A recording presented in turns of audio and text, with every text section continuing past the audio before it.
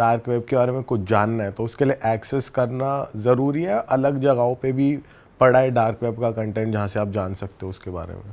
देखो वैसे ये क्योंकि हिडन चीज़ है ना, तो इसके बारे में लोग क्या करते हैं कि बता देते हैं कि भाई मेरे पास ये टेलीग्राम चैनल है, यहाँ पे आपको मिल जाएगा, लेकिन ऐसा होता नहीं है। देखो डार्क वेब की चीज़ों को एक्सेस करने के लिए आपको डार्क वेब पे ही जाना पड़ेगा, ठीक है, अगर ऑथेंटिक चीज़ आपको एक्सेस करनी है।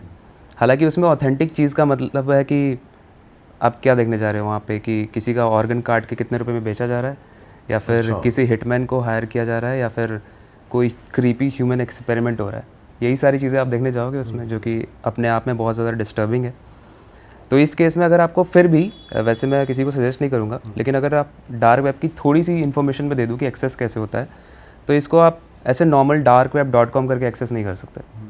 इसके लिए आपको चाहिए टॉर ब्राउज़र, जिसका फुल फॉर्म होता है द ऑनियन राउटिंग। तो ये काम कैसे करता है ना, जैसे हम लोग मान लो दिल्ली में बैठे हैं। अब दिल्ली में बैठे हैं तो जब आप डार्क वेब की साइट को एक्सेस करोगे टॉर ब्राउज़र से VPN वगैरह लगा के, तो ये दिखाएगा कि आप जर्मनी में बैठे हो, कभी दिखाएगा कि आप सिंगापुर में बैठे हो। अच्छा। तो इस वजह से ना ये बड़ा मुश्किल हो जाता है किसी के लिए ट्रैक करना। और इसीलिए डार्क वेब पे जितने भी बड़े बड़े केसेस हैं ना, चाहे सिल्क रोड के हों, चाहे अल्फ़ाबे के हों, जो लोग ड्रग्स बड़े बड़े माफिया थे, उनको पकड़ना बहुत सालों में वो पकड़े गए, और काफ़ी तो अभी हैं जो पकड़े ही नहीं गए, क्योंकि ना आपकी आइडेंटिटी दिखती है उसमें, ना ये दिखता है कि आप कहाँ से बैठ के उसको एक्सेस कर रहे हो। इसी वजह से जब आप उसको टॉर ब्राउज़र में एक्सेस करोगे ना, तो उसकी जितनी भी साइट्स होती हैं, जैसे हम लोग facebook.com करते हैं तो .com, .in, .gov होती है, उसकी .onion होती है। ओके। क्योंकि वो अनियन ब्राउज़र से ही ओपन कर सकते हो आप उसको। तो उसके बाद जब आप उसको एक्सेस करते हो तो वहाँ पे बहुत सारे लीगल साइट्स भी होती हैं जो जहाँ पे आप अपना काम दे सकते हो। काम क्या दे सकते हो, मतलब अगर आपको किसी को मरवाना है तो वहाँ से आप हिटमैन हायर कर सकते हो कि भाई, तो लीगल थोड़ी हुई वो, मतलब वहाँ के लिए इलीगल है। अच्छा। क्योंकि वहाँ पे बहुत सारी ऐसी फ्रॉड वेबसाइट्स भी हैं जहाँ पे आप पैसे दे दोगे बट तू कौन मैं कौन वाला हो जाएगा। अच्छा, स्कैम भी लेकिन चल रहा वहाँ के लिए जो लीगल वर्ल्ड है वो यही है कि तुम मुझे पैसे दो, मैं हर काम करके दूंगा। और सबसे डिस्टर्बिंग बात भाई ये है कि जो हिटमैन वाली वेबसाइट्स होती हैं या जो परचेज़ वाली वेबसाइट्स होती हैं, वहाँ पे रेटिंग होती है। तो वो बंदे, उनको रेट किया हुआ है कि वो कितने अच्छे से मारता है लोगों को, किस लेवल पे मारता तो है। लिस्टिंग आती है उसमें कि ये टॉप। अमेज़ॉन पे हम लोग प्रोडक्ट्स देखते हैं ना, उसकी ऑर्डर होती है भाई 5 में से 4.3 रेटिंग, उसके हिसाब से हम डिसाइड करते हैं कि भाई प्रोडक्ट बड़ा बढ़िया होगा। तो हिटमैन आप उस हिसाब से डिसाइड कर रहे हो कि किस लेवल पे और कितनी सफाई से मारता है। और भाई कितने पैसे ले लेते होंगे अगर? ऑन एन एवरेज मुझे लगता है, मतलब ये तो बिटकॉइन में होता है। देखो अगर हम UPI से करते हैं ना, तो उसका रिसीवर और सेंडर दोनों की ही डिटेल्स होती है उसमें। ट्रांजैक्शन ID भी होती है जिससे आप ट्रैक कर सकते हो कहाँ से ट्रांजैक्शन हुआ है। बट वहाँ आप बिटकॉइन से पे करते हो, और जब आप बिटकॉइन से पे करते हो तो आप अनट्रेसेबल बन जाते हो, क्योंकि उसमें ब्लॉकचेन टेक्नोलॉजी यूज़ होती है। उसमें इतने सारे एनक्रिप्शंस होते हैं कि हर एक ताले की एक अलग चाबी होती है, हर एक ताले की एक अलग चाबी होती है, और ऐसी लाखों ताले चाबियाँ होते हैं बीच में, बेसिकली अगर ऐसे समझाऊँ। और उन सब के ही ताले के चाबियों को खोलना पुलिस के लिए भी लगभग नामुमकिन है। तो ये रीज़न है कि आप ट्रेस नहीं कर सकते। और अगर भाई हमने ऐसा भी सुना है, अगर आप एक बार ये टॉर ब्राउज़र के थ्रू डार्क वेब एक्सेस करते हो तो आप जिस भी सिस्टम से कर रहे हो वो भी कॉम्प्रोमाइज़ हो जाता है, ऐसा होता है? काफ़ी हद तक हो जाता है। अगर मतलब इसीलिए एडवाइज्ड है कि अनटिल अनलेस आप बहुत बड़े प्रोफेशनल हो, या आपको हैकिंग का कोर्स वगैरह किया है आपने, या डार्क वेब के बारे में आपको इनफ अच्छी खासी नॉलेज है, आप डार्क वेब को एक्सेस मत करो। क्योंकि आपको नहीं समझ में आएगा कि आपके क्रेडिट कार्ड के डिटेल्स कब लीक हो जाए वहाँ पे, आपकी पर्सनल ID पासवर्ड कब लीक हो जाए वहाँ पे। फिर कल जाके आप बोलोगे कि यार मेरी पर्सनल फ़ोटोज़ मान लो आपने मोबाइल में सेव करके रखी है, वो कल जाके किसी कंपनी के पास चली जाएगी। सिल्क रोड एक केस है या इसके चक्कर में डार्क वेब नहीं, बना सिल्क था? रोड ना एक वेबसाइट है। जहाँ पे हम हिटमैन की बात कर रहे हैं ना, आप कहाँ जाके ये सब परचेज़ करते हो, तो डार्क वेब की वेबसाइट है सिल्क रोड। कोई वेबसाइट पता है आपको, कौन सी वेबसाइट से ये सब ऑपरेशंस होते हैं या लोग हायर कर सकते हैं हिटमैन? हाँ, तो जैसे हम लोग की जो ये नॉर्मल दुनिया है, सुंदर सी दुनिया है, यहाँ पे हम लोग के लिए अमेज़ॉन है, फ्लिपकार्ट है। तो वो जो डार्क दुनिया है ना, वहाँ के लिए है अल्फ़ाबे, सिल्क रोड, ऐसी वेबसाइट्स हैं। अच्छा। और सिल्क रोड की मैं कहानी बताता हूँ आपको, बहुत ही क्रीपी है, डिस्टर्बिंग है। जो बंदा था ना, वो 27 साल का लड़का था जिसने सिल्क रोड की शुरुआत की थी, ठीक है। और उसका एक सिंपल सा कॉन्सेप्ट था कि वो एक ऐसी दुनिया बनाना चाहता था जहाँ पे फ्रीडम ऑफ स्पीच हो और कोई भी गवर्नमेंट किसी को हस्तक्षेप ना करे, ठीक है। अब उसने इस चक्कर में, उसका नाम था रॉस अल्ब्रिच, ठीक है। और वो बहुत ही इंस्पायर होता था ये फ्रीडम वाली चीज़ों से। तो इस फ्रीडम के चक्कर में उसने वो वेबसाइट बनाई, और वो वेबसाइट उसने डार्क वेब पे बनाई जहाँ उसको ट्रेस ना किया जा सके। अब देखो क्या होता है कि जब डिमांड्स बढ़ने लगती है ना, तो सप्लाई भी आने लगता है। तो लोगों को ज़रूरत थी ऐसे वेबसाइट की जहाँ वो ख़रीद और बेच सकें। कैसी चीज़ है? वैसी जो अभी हमने थोड़ी देर पहले डिस्कस की।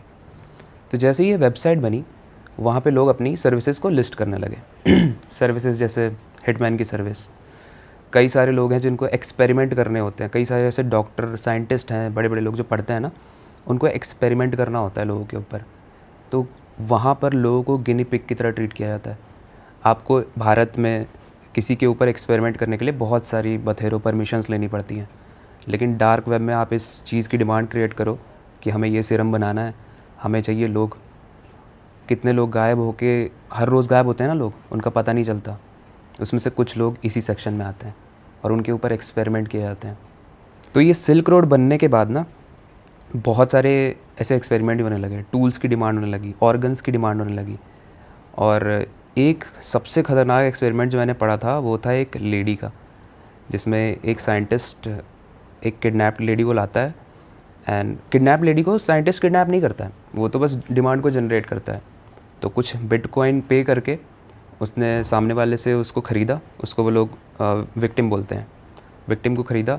एंड एक टेबल पे उसको लिटा के उसके हार्ट को निकाल के उसमें एक सीरम डाला, सिर्फ ये देखने के लिए कि हार्ट में जब हम उस सीरम को डालते हैं तो फेस का एक्सप्रेशन कैसा होता है, बॉडी कैसा रिएक्ट करती है।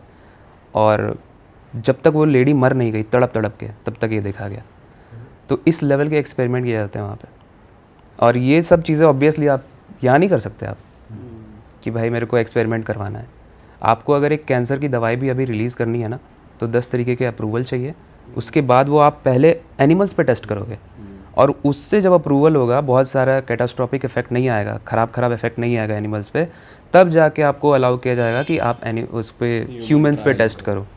बट वहाँ तो आप जो चाहो वो कर सकते हो। डायरेक्टली ह्यूमंस पे ट्राई कर सकते हैं, और मतलब किडनैपर्स लेकर आते हैं और फिर बिटकॉइंस में बेचकर, और फिर वो एक्सपेरिमेंट्स होते हैं ह्यूमंस पे। राइट। और इस पे सिल्क रोड का एक और बड़ा फेमस किस्सा है, जिसको काफ़ी लोग वैसे बोलते हैं द सूप एक्सपेरिमेंट के नाम से ये फेमस है। काफ़ी लोग इसको मिथ भी मानते हैं, बट काफ़ी लोग, कॉन्स्पिरेसी की यही खासियत है भाई कि काफ़ी लोग उसको मानते हैं, काफ़ी लोग नहीं मानते हैं। बट वो जो स्टोरी है वो मैं आपको बताता हूँ, ठीक है। वो अपने आप में काफ़ी डिस्टर्बिंग है।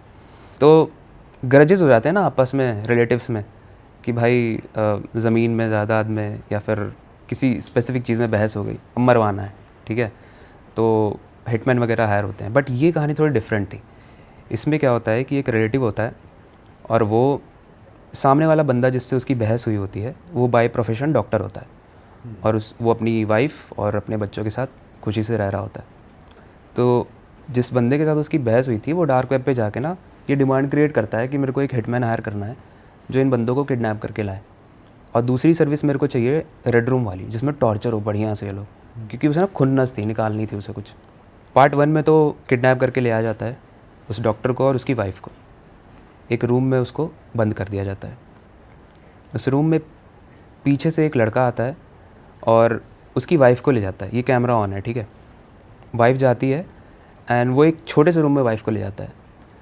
उसके बाद एक सूप लाया जाता है उसी छोटे से रूम से। वो इंसान जो उस वाइफ को लेके गया था, वो एक सूप लाता है, और सामने जो डॉक्टर साहब बैठे हैं टेबल पे, उसके सामने उस सूप को रख देता है और बोलता है तो इस सूप को पी। इस सूप में क्या है पता है? अभी उस वाइफ को ले गया था, उसके उसने टुकड़े किए हैं, उसको कढ़ाई में उबाला है, उसका सूप बनाया है, और उस डॉक्टर को बोला है पीने के लिए। और ये चीज़ की क्लिपिंग उस बंदे को चाहिए थी जिसने इस 2 सर्विसेज को लिया था, और इसके लिए वो बहुत ही लाखों के रुपए उसने पे किए थे। और ये क्लिप जब इंटरनेट पे वायरल हुई तो बहुत तेज़ वायरल हुई। इंस्टाग्राम पे भी हमने बहुत देखी है, बहुत क्रिएटर्स ने इस पे वीडियो बनाई थी। तो कुछ लोग अगेन इसके सपोर्ट में, कुछ लोग अगेंस्ट में, बट अपने आप में काफ़ी डरावनी स्टोरीज़ है। जो वो क्लिप है जिसमें कार्टूनिश कैरेक्टर्स में 2 लोग हैं, सूप नहीं कार्टूनिश नहीं है ये, ओरिजिनल आपको लगे, कोरियन टाइप पीछे के जो बंदे लोग हैं। खड़े हैं वो कार्टून मास्क हाँ, मास्क मास्क पहना लगा हुआ के पहने हुए। और वो फिर एक आदमी को सूप देते हैं, हाँ। शायद ये वही है, वो देखा था इंस्टाग्राम पे। अरे वाह, आपने ये वीडियो यहाँ तक देख ली भाई, तुमने हमारी मेहनत सफल कर दिया। तुम ही लोग हो असली रियल हिट। और अगर आपको बहुत मज़ा आ रहा है ऐसी क्लिप्स में, ऐसी वीडियोस में, तो फटाफट जाइए प्लेलिस्ट पे बिंज वॉच कीजिए और सारी वीडियोस देख डालो और मौज काटो। That is it. हम मिलेंगे नए पॉडकास्ट में, नई क्लिप में। Till then bye bye, see you, take care, do subscribe. Best of real talk online. Okay, bye bye.